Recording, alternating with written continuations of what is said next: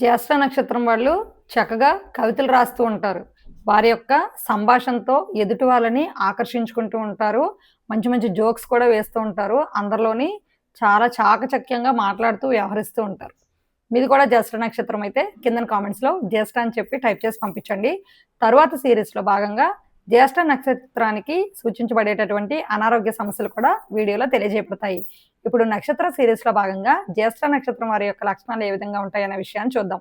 జ్యేష్ఠ నక్షత్రానికి ఆధిపత్యం వహించేటటువంటి దేవత దేవేంద్రుడు. జ్యేష్ఠ నక్షత్రానికి ఆధిపత్యం వహించేటటువంటి గ్రహం బుధుడు. దేవేంద్రుడు అధికారానికి, ఆహ్లాదానికి ప్రతీక అని చెప్పి మన శాస్త్రాలు తెలియజేస్తున్నాయి. ఈ జ్యేష్ఠ నక్షత్రం వారు కూడా ఎదుటివారి మీద అధికారం చలాయిస్తూ ఉండాలి. అన్నింటా వీళ్ళదే పైచేయిగా ఉండాలి.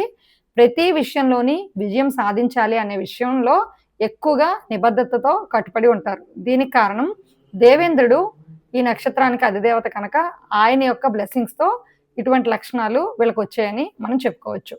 ఇదే జ్యేష్ఠ నక్షత్రం వారు ఎప్పుడూ కూడా మంచి కమ్యూనికేషన్ స్కిల్స్ని కలిగి ఉంటారు.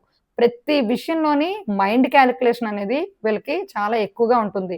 బుద్ధిపూర్వకంగా ప్రతి విషయాన్ని ఆలోచించి ఆ విషయంలో విజయం సాధించాలి అని కోరుకుంటూ ఉంటారు. చిన్న విషయం నుంచి పెద్ద విషయం వరకు ఎక్కువగా లెక్కలు వేస్తూ ఉంటారు. అకౌంట్స్ కూడా బాగా పాటిస్తూ ఉండడానికి ప్రయత్నాలు అనేవి చేస్తూ ఉంటారు.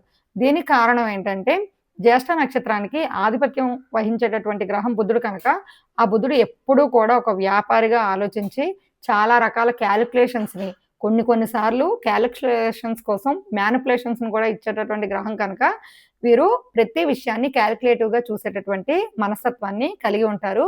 మంచి సంభాషణ నైపుణ్యాన్ని కలిగి ఉంటారు. అంటే కమ్యూనికేషన్ స్కిల్స్ అనేవి వీరికి చాలా బాగుంటాయి అని చెప్పి మనం చెప్పుకోవచ్చు. వ్యాపార పరంగా కూడా మంచి ఆలోచన ధోరణి కలిగి ఉంటారని చెప్పవచ్చు. మీది కూడా జ్యేష్ఠ నక్షత్రం అయితే కింద కామెంట్స్‌లో జ్యేష్ఠ నక్షత్రం అని చెప్పి టైప్ చేసి పంపించండి. ఇలాంటి మరిన్ని వీడియోస్ కోసం కేవీఎస్ శారద ఆస్ట్రో ఛానల్‌ని సబ్స్క్రైబ్ చేయండి, లైక్ చేయండి, షేర్ చేయండి. ఇన్‌స్టాగ్రామ్‌లో తప్పకుండా కేవీఎస్ శారద ఆస్ట్రో పేజ్‌ని ఫాలో అవ్వండి. ప్రత్యేకించి అపాయింట్మెంట్స్ తీసుకోవాలి, జాతక విశ్లేషణ చేయించుకోవాలి, మీ నక్షత్రానికి సంబంధించి మీ గ్రహాలు ఎక్కడ ఉన్నాయో తెలుసుకోవాలి అనుకున్నట్లయితే స్క్రీన్‌లో కనిపించే ఫోన్ నెంబర్‌కి ఫోన్ చేయడం ద్వారా అపాయింట్మెంట్స్ అనేవి తీసుకోబడతాయి.